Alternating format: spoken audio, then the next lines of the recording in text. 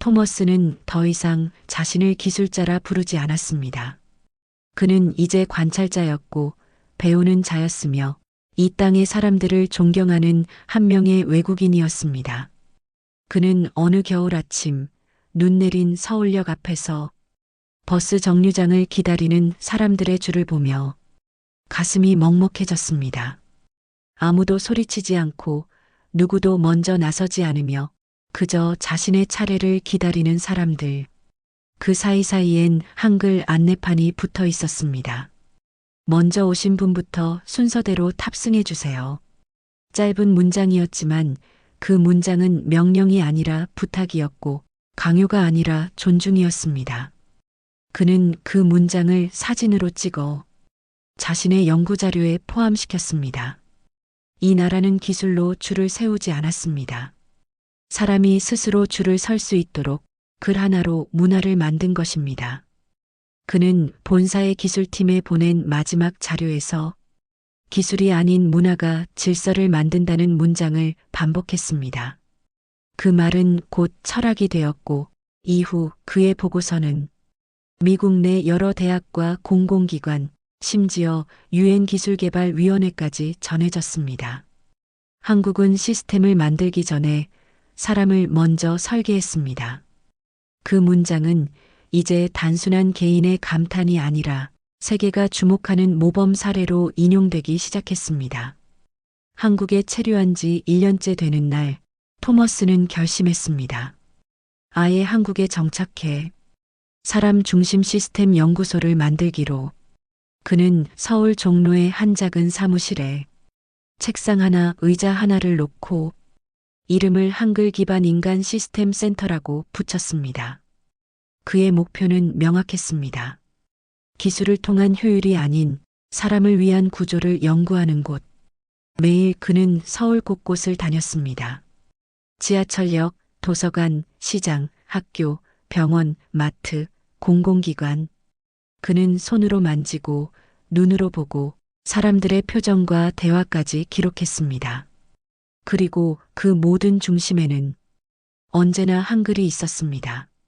단어의 조합, 문장의 온도, 정보의 압축력과 전달 속도. 이 문자는 단순한 커뮤니케이션 도구가 아니라 인간 중심 디자인의 정수였습니다. 그는 발표 자리에서 이렇게 말했습니다. 우리는 지금까지 빠른 기계를 만들었지만 한국은 느린 사람을 존중하는 구조를 만들었습니다. 그리고 그 구조가 진짜 강한 시스템이었습니다. 그의 발표는 박수를 받았고 많은 사람들은 이렇게 말했습니다. 우리가 당연하다고 여겼던 것들이 세상에선 가장 위대한 기술이었네요. 토머스는 언젠가 서울 남산을 오르며 한국을 처음 방문했던 날을 떠올렸습니다. 마트 진열대 앞에서 무릎을 꿇고 한글 코드 시스템을 보고 울었던 그 순간.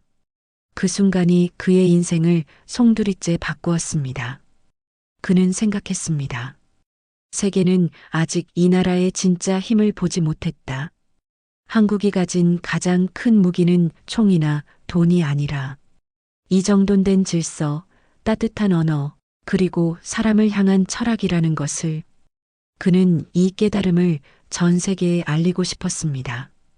그래서 그는 영어로 번역된 자료가 아닌 직접 한국어로 된 책을 쓰기 시작했습니다. 제목은 이렇게 정했습니다. 사람을 위한 기술, 한국에서 배웠습니다. 이 책은 1년 뒤 출간되었고 해외의 수많은 전문가들이 이 책을 통해 한국의 진짜 시스템을 처음으로 이해하게 되었습니다. 토머스는 더 이상 한국을 외국이라 부르지 않았습니다. 그는 사람들에게 이렇게 말했습니다. 내가 본 한국은 기술의 나라가 아닙니다. 사람을 중심에 둔 나라입니다. 그리고 그 중심엔 한글이 있습니다. 그는 전 세계를 돌며 강연을 했고 그가 만난 모든 사람들에게 서울 마트에서 본 진열대 사진을 보여주며 말했습니다. 이 한 줄의 진열이 내가 다시 사람을 생각하게 만든 시작이었습니다. 그의 강연은 감동을 주었고 그의 메시지는 기술을 넘은 철학이었습니다. 그는 웃으며 말했습니다. 나는 이제 세계 어디서든 한국이 왜 위대한지를 설명할 수 있습니다. 그리고 그 이유는 생각보다 소박합니다. 바로 사람이 있기 때문입니다. 토머스는 지금도 서울 어딘가의 작은 카페에서 사람들과 함께 연구를 이어가고 있습니다. 한글을 연구하는 것이 아니라 한글이 어떻게 사람을 연결하고 사람 중심의 사회를 만들 수 있는지 그 철학을 나누는 일을 하고 있습니다. 그는 처음 한국에 왔던 날을 기억하며 가끔 이렇게 말하곤 합니다. 나는 기술자였지만 이 나라에서 사람을 배웠습니다. 나는 시스템 설계자였지만 이곳에서 질서를 배웠고 나는 서두르던 사람이었지만 여기서 방향을 찾았습니다. 그리고 마지막으로 그는 이렇게 말합니다. 가장 조용한 나라에서 나는 가장 위대한 배움을 얻었습니다. 토머스는 실험 보고서를 정리해 아마존 본사의 최고 기술 책임자에게 보냈습니다. 다른 날보다 유난히 쌀쌀했던 서울의 어느 오후, 그는 커피 한 잔을 손에 들고 조용히 컴퓨터 앞에 앉았습니다. 전송 버튼을 누르던 손끝이 조금 떨렸습니다. 이 보고서는 단순한 실험 결과가 아니었습니다. 그가 믿어왔던 수십 년 기술 철학과 미국 시스템 중심 사고방식을 정면으로 부정하는 문서였으니까요. 보내고 나서 그는 하루 종일 이메일함을 열어봤습니다. 몇 시간 동안 아무 응답이 없었습니다. 그리고 마침내 밤 11시 42분 한 줄의 메일이 도착했습니다. 내일 오전 회의에서 이 자료를 모두 공유합니다. 대단한 일입니다. 다음 날 아침 시애틀 본사에서는 조용히 한 회의실에서 문이 닫혔습니다. 30명이 넘는 임원진과 기술 총괄 책임자들이 한국에서 도착한 이 익숙하지만 낯선 보고서를 한 장씩 넘겨보고 있었습니다. 첫 장엔 한글로 된 상품 이름이 표기돼 있었고 두 번째 장엔 한글 자모의 조합 원리가 도표로 설명되어 있었으며 세 번째 장에는 실험 결과가 시각화된 그래프가 실려 있었습니다. 그중 한 기술 부서장이 이렇게 말했습니다. 이 시스템 진짜 한국에서 온 거 맞습니까? 그 질문에 실내는 순간 조용해졌고 최고 기술 책임자는 천천히 고개를 끄덕이며 말했습니다. 토머스가 직접 실험했고 직접 정리한 겁니다. 그리고 나는 이걸 우리가 외면해서는 안 될 가능성이라고 생각합니다. 처음엔 다소 냉소적인 반응도 있었습니다. 너무 동양적이지 않나? 영어 기반 환경에선 적용이 어렵지 않을까? 현지화가 복잡할 수 있다는 의견이 오갔습니다. 하지만 그 뒤에 이어진 한마디가 분위기를 바꿔놓았습니다. 우리는 지금까지 기계 중심으로 구조를 설계해 왔습니다. 그런데 이 한국 시스템은 사람이 중심에 있습니다. 그리고 아이러니하게도 사람 중심의 시스템이 기계보다 정확하게 작동하고 있습니다. 회의실엔 다시 정적이 흘렀고 곧 본사 이사회 의장이 조용히 말했습니다. 우리는 지금까지 정확한 기술을 만들어 사람이 배우게 했습니다. 하지만 한국은 사람이 이미 알고 있는 구조에 기술을 맞췄습니다. 그 차이가 지금 우리 눈앞에 있습니다. 그날 저녁 아마존 내부 메신저에는 토머스의 이름이 수없이 언급됐습니다. 그가 보고 온 한국 시스템을 더 알고 싶다. 한글이라는 구조가 갖는 정보 압축력은 대단하다. 정말 이런 질서가 가능한가? 기술자, 디자이너, 물류팀, 고객응대팀, 수많은 부서에서 한글과 한국 시스템이라는 단어가 전사적으로 회자되기 시작했습니다. 그리고 일주일 뒤 토머스는 또 하나의 전화를 받게 됩니다. 이번 분기 글로벌 테스트 한국 시스템으로 시범 운영해 보자는 결정이 났습니다. 당신이 설계해 주길 바랍니다. 그는 수화기를 든 채 긴 침묵 끝에 조용히 이렇게 말했습니다. 정말 시작되는군요. 그리고 마음속 깊이 되새겼습니다. 이건 나의 실험이 아니었습니다. 한국이라는 나라가 그들의 질서와 문화를 통해 세상에 건넨 작은 질문이었습니다. 토머스는 다시 한국을 돌아다녔습니다. 이번에는 마트가 아니라 지하철역, 동사무소, 병원, 우체국, 그리고 아파트 단지 관리실까지 그는 생활 속에 녹아있는 그들의 시스템이 단순히 효율만을 위한 구조가 아니라는 사실을 더 분명하게 확인하고 싶었습니다. 서울역 1호선 플랫폼에 도착했을 때 그는 가장 먼저 바닥에 붙은 점자 라인을 보았습니다. 단순한 노란색 선이라고 생각했지만 자세히 보니 선 위에 한글 점자가 박혀 있었습니다. 시각장애인이 손으로 읽을 수 있는 문장이었습니다. 열차는 곧 도착합니다. 오른쪽에서 멈춥니다. 그 문장을 읽고 있던 순간 옆에서 중학생으로 보이는 한 남학생이 할머니의 손을 잡고 이렇게 말했습니다. 여기에는 안내방송 없어도 손끝으로 읽을 수 있어요. 그 말에 토머스는 순간 할 말을 잃었습니다. 이 나라의 시스템은 설명보다 감각이 먼저였고 기계보다 사람이 먼저였습니다. 종로구청 민원실에서도 놀라운 장면이 이어졌습니다. 복잡한 양식이나 문서가 아니라 순서대로 놓인 번호표와 한글로 된 직관적인 안내판, 게다가 직원의 이름표마저도 정중하게 직함 뒤에 님이라는 호칭이 붙어 있었습니다. 박지훈님, 토머스는 물었습니다. 왜 이름에 님자를 붙이죠?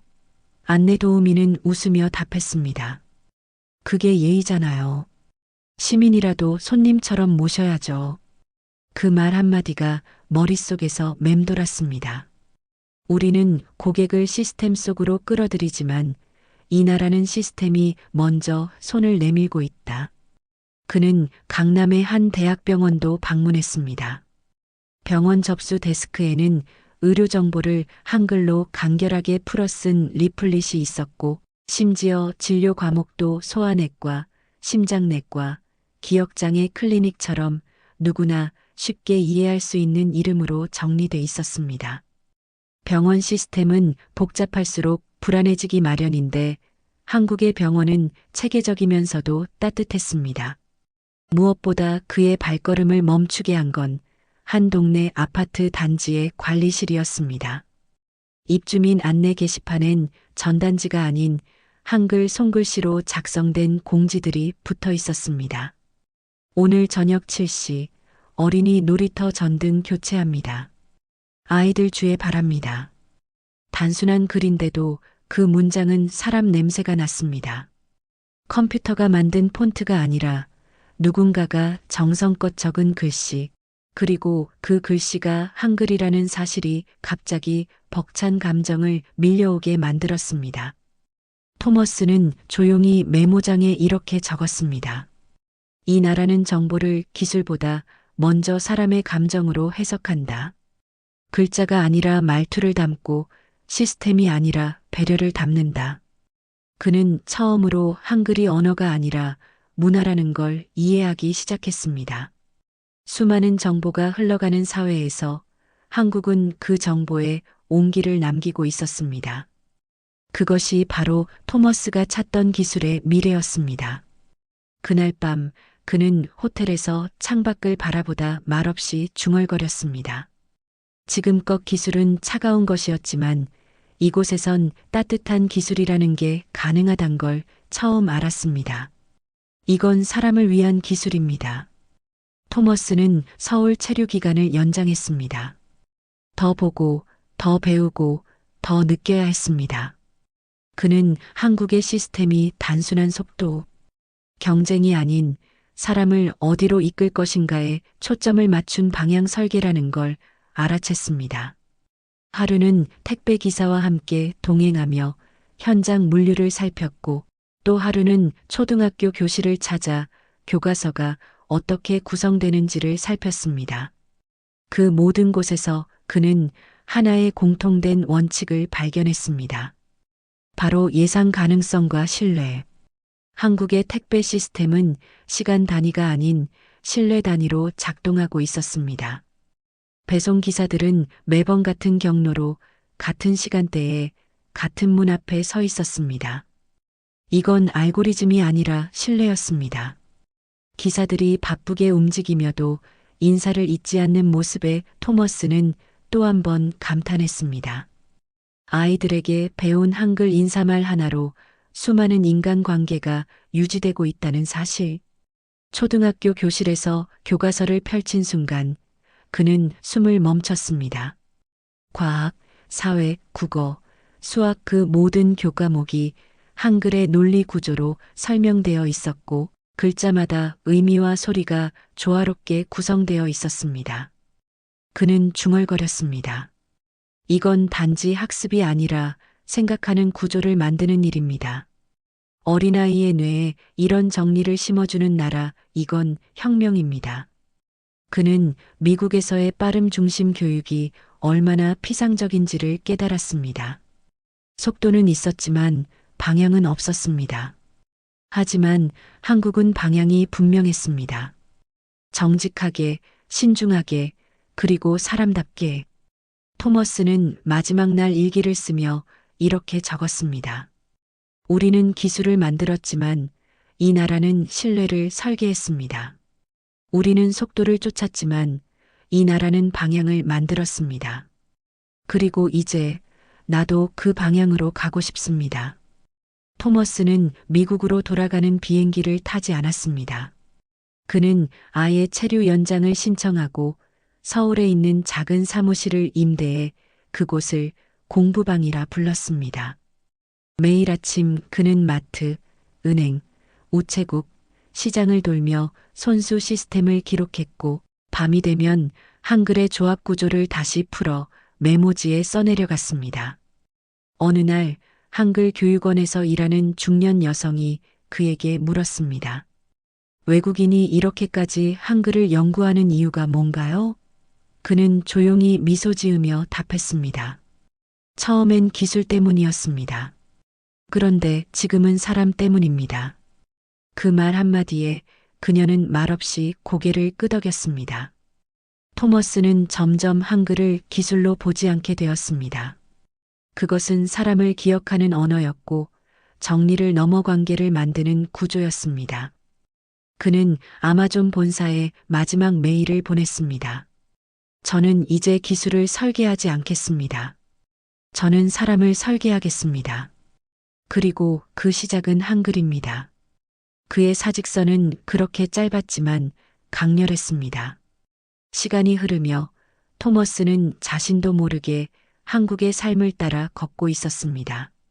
처음에는 기술이 궁금해서였고 그 다음엔 시스템이 궁금했지만 이제는 사람이 궁금했습니다. 왜 이 나라는 이렇게 조용하게 질서와 배려를 기술처럼 실행할 수 있는 걸까? 그가 특별히 주목했던 건 노년층이었습니다.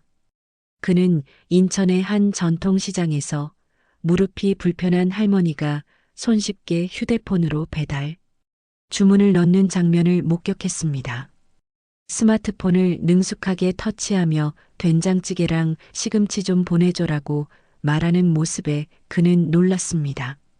할머니는 한글 키패드를 천천히 두드리며 문자를 작성했고 그것은 간단하고 정확했습니다. 시금치 한 단, 된장찌개 거리 한 봉, 빨리요. 그 짧은 문장은 주문이었고 삶이었으며 기술이었습니다. 그 순간 그는 깨달았습니다. 이 나라의 기술은 젊은이만을 위한 것이 아니라 세대 전체를 위한 것이며 그 중심에는 한글이 있었다는 사실을. 토머스는 보고서를 새롭게 쓰기 시작했습니다.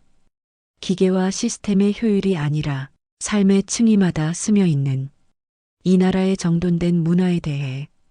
그는 이 보고서의 제목을 이렇게 붙였습니다. 조용한 혁신 한글을 매개로 한 인간 중심 시스템의 구조적 우위. 그의 문장은 더 이상 건조한 분석이 아니었습니다. 거기엔 감정이 실려 있었고 그가 살아본 시간들이 녹아 있었습니다. 그는 문장 끝마다 감사합니다. 존경합니다. 배웠습니다라는 말을 한국어 그대로 적기 시작했습니다. 왜냐하면 그 모든 혁신의 배경에는 기술이 아니라 사람의 자세가 있었기 때문이었습니다. 여러분, 세상엔 보는 순간 모든 게 바뀌는 경험이 있습니다. 미국의 거대 물류기업 아마존에서 수석 책임자로 일하던 한 남성이 한국의 한 마트에서 진열대를 바라보다가 자리에서 벌떡 일어나 무릎을 꿇고 오열했다는 이야기를 들은 적 있으신가요? 이건 단순한 진열이 아닙니다. 질서의 예술입니다. 그가 한국 마트 한복판에서 흘린 눈물에는 더 이상 상품만 정리하는 시스템이 아닌 사람 중심의 기술과 배려가 숨어 있었습니다. 오늘 저는 그 감동의 순간을 여러분과 나누고자 합니다. 지금부터 미국 물류 전문가가 한국 마트에서 겪은 작지만 강한 충격의 순간으로 출발합니다. 미국 출신의 토머스 해밀턴 가명은 아마존 본사의 핵심 물류 설계 담당자였습니다. 하루에 수십만 건의 입출고 데이터를 다루며 전 세계 창고 네트워크를 설계하고 관리하는 그는 물류의 세계에서는 사실상 전설 같은 존재였습니다. 그런 그가 출장 일정 중 서울에 들렀다가 우연히 동네 마트를 찾게 되었습니다. 그냥 쉬는 날 동네 가게나 보자는 가벼운 마음이었지만 그가 마트 진열대를 바라보는 순간 모든 상식이 흔들렸습니다. 먼저 눈에 들어온 것은 지나치게 깔끔한 진열과 라벨 정렬이었습니다.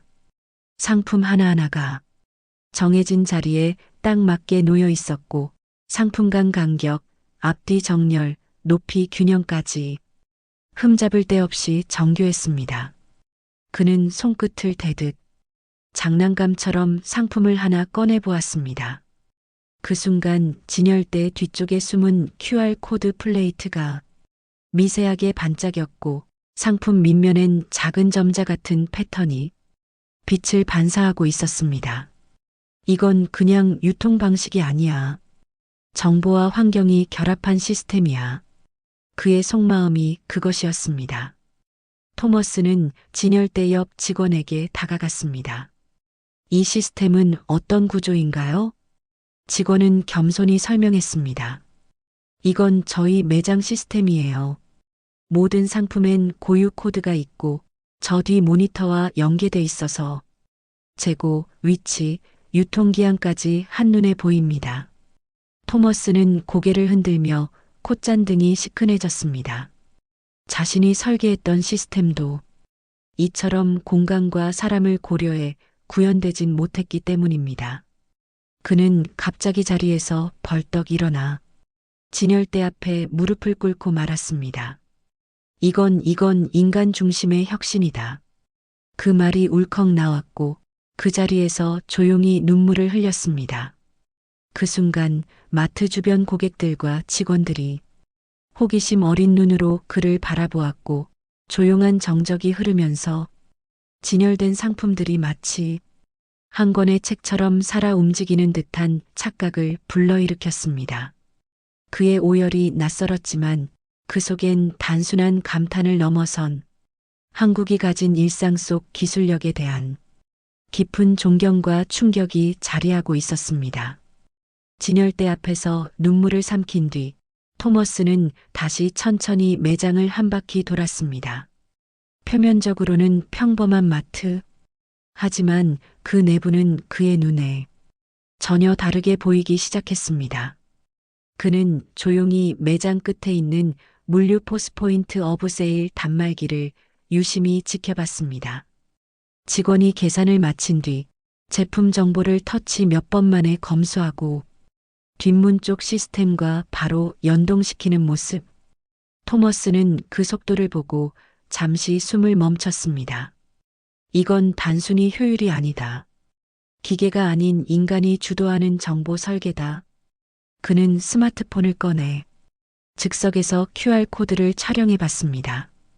한글로 된 상품명이 초성 단위로 정리되어 있고 해당 제품의 제조일, 원산지, 심지어 추천 보관 방법까지 간결한 레이아웃으로 정리되어 있었습니다. 그는 곧바로 자신의 아마존 시스템 관리자 페이지를 열었습니다.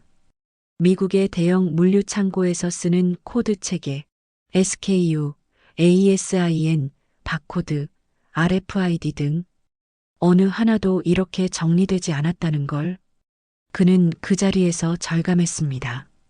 우리는 기술을 너무 복잡하게 만들었어. 데이터를 사람 손에 쥐어주는 대신 시스템 안에 가둬두고 있었던 거야. 이 마트는 작지만 완전한 정보 흐름이 살아 숨쉬는 거대한 실시간 현장 데이터베이스였습니다. 그리고 무엇보다 이 모든 구조를 가능하게 한 건 한글이었습니다. 한글의 초성 마이너스 중성 마이너스 종성 구조는 단어마다 압축 코드를 부여했고 상품 정렬, 분류, 스캔, 인식 과정 모두에 놀라운 직관성을 제공하고 있었습니다. 그는 중얼거렸습니다. 이건 글자가 아니라 시각 정보 체계다. 이 작은 마트 안에서 토머스는 아마존 본사에서 수십억 달러를 들여도 풀지 못했던 사용자 마이너스 기계 인터페이스에 답을 찾고 있었던 것입니다. 그는 더 이상 아마존 수석이라는 직함이 부끄러워졌습니다.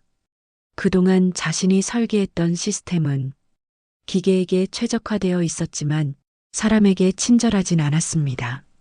한국의 마트는 기술보다 배려, 속도보다 질서, 효율보다 신뢰를 선택하고 있었습니다. 그가 한국 마트를 걷는 발걸음은 점점 더 조용해졌고 눈은 반짝이기 시작했습니다. 이 나라 그냥 기술이 아니라 삶을 설계하고 있었어. 호텔로 돌아온 토머스는 밤새 잠을 이루지 못했습니다. 마트에서 본 진열 시스템과 한글 코드를 머릿속으로 수백 번 되새겼습니다. 그는 메모장을 꺼내 한글이란 단어를 써보았습니다. 곧바로 노트북을 켜고 영문 위키피디아에서 코리언 알파벳 행구를 검색했습니다. 하지만 거기 적힌 단순한 설명, 1443년 세종대왕에 의해 창제된 문자체계, 총 24개의 자모, 음소문자 같은 기술적 정의는 지금 자신의 질문에 답을 주지 못했습니다. 이건 단순한 문자 이상이야. 상품을 식별하는데 이토록 직관적인 언어는 처음이야. 그는 즉시 통역사에게 전화를 걸어 서울대학교 언어정보연구소 방문 일정을 잡았습니다. 이틀 뒤 서울대 언어학과의 박수진 교수 가명을 만난 그는 자신이 마트에서 본 장면을 상세히 설명했고 왜 그것이 기존 물류 시스템보다 우월하다고 느꼈는지 토로했습니다. 박 교수는 조용히 웃으며 종이 한 장을 꺼냈습니다. 한글은 자모 하나하나가 의미 없이 배치된 것이 아닙니다. 초성, 중성, 종성이라는 구조는 마치 알고리즘처럼 조합됩니다. 이것은 문자이자 정보입니다. 교수는 간단한 예를 보여주었습니다. 반은 비읍아, 박은 비읍아 기역. 반값이라는 단어는 두 개의 음절로 나뉘지만 그 속엔 가격 정보, 강조 정보, 판매 상황까지 함축적으로 전달될 수 있었습니다. 그는 이어서 설명했습니다.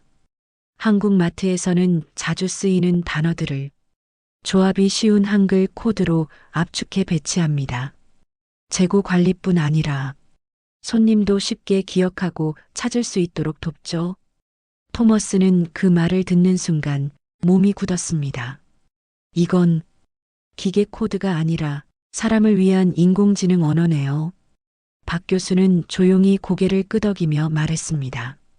세종대왕께서는 백성을 위해 누구나 쉽게 배울 수 있도록 이 문자를 만들었습니다. 그래서 이 문자는 권력의 도구가 아니라 공존의 언어입니다. 토머스는 그 자리에서 마치 무언가에게 맞은 듯 멍해졌습니다. 지금까지 자신이 해온 모든 시스템 설계는 기업의 효율만을 위한 것이었고 거기엔 사람의 편의가 철저히 배제되어 있었습니다. 하지만 한글은 달랐습니다. 복잡하지 않고 가공하지 않아도 되고 누구나 이해할 수 있는 구조. 그것은 인류가 만든 가장 단순하면서도 가장 강력한 정보 처리 체계였습니다. 그는 말했습니다. 이건 문자 체계가 아니라 지능입니다. 감정과 효율, 기술과 사람을 모두 품은 그런 구조는 처음입니다. 그리고 그날 밤 토머스는 아마존 본사에 긴급 보고서를 작성하기 시작했습니다. 제목은 단 한 줄. 한글 시스템 인류가 간과한 가장 위대한 코드. 토머스는 서울대학교를 다녀온 다음 날 곧장 마트를 다시 찾았습니다. 그의 눈은 이전과 완전히 달라져 있었습니다. 진열대에 놓인 상품 하나하나, 그 옆에 붙은 가격표의 글자 배열, 심지어 냉장 코너의 온도 조절 장치에 붙은 알림 스티커까지 모든 것이 질서였습니다. 그는 상품 진열 담당자에게 정중히 부탁했습니다. 혹시 이 매장의 상품 관리 시스템을 자세히 설명해 주실 수 있을까요? 마트 관리자와의 면담이 성사되었습니다. 그는 안내를 받아 물류창고, 발주 모니터링실, 그리고 재고 관리 시스템 화면까지 직접 볼 수 있었습니다. 가장 먼저 놀란 것은 물건이 들어오는 순간 자동 분류되는 구조였습니다. 각 상품엔 한글 약어 코드가 붙어 있었고 이 코드는 상품명과 유형, 유통기한까지 세자 내외의 간결한 문자로 압축되어 있었습니다. 예를 들어 두부는 두, 청양고추는 청고, 컵라면은 컵면이라는 이름으로 분류되어 단 세 글자만으로 수천 가지 상품이 정리되고 검색되었습니다. 토머스는 중얼거렸습니다. 이건 복잡한 시스템이 아니라 문자로 이뤄낸 정보 정리 기술이야. 더 충격적인 장면은 하루 매출이 정산되는 시간. 정오가 되자 매장의 모든 정보가 중앙관리 모니터에 정리되어 올라왔습니다. 상품이 몇 개 팔렸는지, 어떤 시간대에 재고가 급감했는지, 심지어는 고객이 가장 많이 찾은 검색 단어까지 모두 한글 기반의 단문 코드로 자동 생성되어 있었습니다. 이걸 만든 사람은 정보에 감정을 담을 줄 아는 사람이다. 그는 다시 한번 눈시울이 붉어졌습니다. 이후 토머스는 호텔로 돌아가 하루 동안 본 모든 것을 바탕으로 미국 본사에 보고서를 작성했습니다. 보고서의 제목은 이랬습니다. 한국 마트 시스템, 사람을 위한 정보 구조의 완성. 그는 보고서에 이렇게 적었습니다. 한국의 유통 시스템은 단순한 자동화가 아니다. 이 나라는 기술보다 질서를 먼저 완성했고 그 질서 위에 배려와 효율을 얹었다. 특히 한글은 세계에서 유일하게 문자 자체가 정보 전달의 알고리즘이 되는 완전한 구조를 가진 문자다. 우리는 지금까지 이런 무기를 모르고 살아왔다. 보고서는 그날 밤 아마존 본사의 연구개발 책임자 앞으로 전달되었고 48시간 뒤 토머스는 본사로부터 이렇게 답을 받게 됩니다. 당신 말이 맞는 것 같다. 지금 즉시 한국에 장기 체류하며 더 많은 사례를 조사해달라. 그리고 가능한 빨리 이 구조를 기반으로 한 시범 시스템을 설계해보자. 그날 밤 서울 하늘은 잔잔히 흐렸고 토머스는 커튼을 걷고 창밖을 바라보며 말했습니다. 이 나라는 겉으로는 작아 보였지만 속엔 우주가 담겨 있었다. 토머스는 마침내 결심했습니다. 더는 보고만 있을 수 없었습니다. 아마존 본사에서 도착한 승인 메일을 본 순간 그는 손에 쥐고 있던 커피를 그대로 책상 위에 내려놓았습니다. 지금 이 시간부터 나는 한국의 질서를 측정할 겁니다. 그는 그렇게 말하곤 바로 실험에 돌입했습니다. 같은 조건, 같은 환경, 같은 재고. 단지 다른 것은 딱 하나 시스템이었습니다. 왼쪽엔 아마존 본사에서 사용하는 미국식 정렬, 제품 코드, 검색 알고리즘, 오른쪽엔 한국 마트에서 본 그 구조, 그 간결한 한글 코드 체계가 있었습니다. 두 시스템 아래 동일한 150종의 상품을 배치하고 동일한 시뮬레이션 주문을 입력했습니다. 첫 번째 테스트는 단순한 재고 확인 속도였습니다. 미국 시스템은 제품명을 검색하면 5개의 유사 항목이 함께 떴고 담당자는 스캐너를 들고 직접 렉을 오르내리며 확인해야 했습니다. 반면 한국식 코드는 단 3자, 예를 들어두면 냉김, 물티 같은 줄임말 하나만 입력해도 정확히 하나의 제품이 단일 위치와 함께 표시됐습니다. 그 차이는 단 3초가 아니었습니다. 전체 150개 품목 중 한국 시스템은 평균 47초 만에 전수 확인을 마쳤고 미국 시스템은 3분 21초가 걸렸습니다. 두 번째 테스트는 오류 발생률이었습니다. 미국 시스템은 전체 과정 중 6건의 입력 오류가 발생했고 그중 2건은 제품 5배송으로 이어졌습니다. 반면 한국 시스템은 0, 단 한 건의 오류도 없었습니다. 마지막 실험은 현장 직원들의 만족도였습니다. 그는 서울 외곽에 있는 한 물류창고의 직원 12명을 대상으로 두 시스템을 직접 체험하게 했고 결과는 압도적이었습니다. 미국 시스템을 사용한 직원들은 머릿속에서 코드를 외우는 게 스트레스였다. 기계는 정확했지만 나는 혼란스러웠다는 반응을 보였지만 한국 시스템을 경험한 직원들은 3글자만 기억하면 된다. 기계보다 내가 먼저 움직일 수 있어 좋았다는 피드백을 남겼습니다. 그리고 마지막으로 토머스는 직원 한 명에게 조심스레 물었습니다. 왜 이 시스템이 익숙하신가요? 그 직원은 잠시 멈칫하더니 웃으며 이렇게 말했습니다. 그냥 어릴 때부터 한글로 사물 이름 외우고 정리하는 게 습관이었어요. 정리하는 게 익숙해요. 토머스는 그 말을 듣는 순간 심장이 멎는 듯 했습니다. 미국은 모든 시스템을 설명서로 설계했지만 한국은 이미 생활 속 문화로 구조화되어 있었던 것입니다. 그가 지금껏 설계했던 기술은 결국 사람에게 설명이 필요한 구조였습니다. 반면 한국은 설명하지 않아도 몸이 먼저 움직이는 질서를 만들고 있었던 것입니다. 그는 실험 결과를 문서로 정리한 뒤 마지막 페이지에 이렇게 남겼습니다. 이것은 기술의 승리가 아닙니다. 삶의 방식 그 자체입니다. 한국은 질서를 시스템이 아닌 일상으로 만들어낸 유일한 나라입니다. 그리고 문서를 저장하려는 순간 그의 손이 멈췄습니다. 파일 이름을 무엇으로 저장해야 할지 고민하다 그는 이렇게 입력했습니다. 질서 그리고 존중. 그날 밤 그는 조용히 창문을 열었습니다. 가을바람이 흘러들었고 서울의 작은 불빛들이 하나둘씩 꺼져가고 있었습니다. 그 불빛들 속엔 그가 목격한 질서, 사람들이 만들어낸 구조, 그리고 설명하지 않아도 전해지는 배려의 언어가 분명히 살아있었습니다. 그리고 그는 혼잣말처럼 조용히 이렇게 말했습니다. 이 나라 정말 대단합니다. 정말 존경스럽습니다.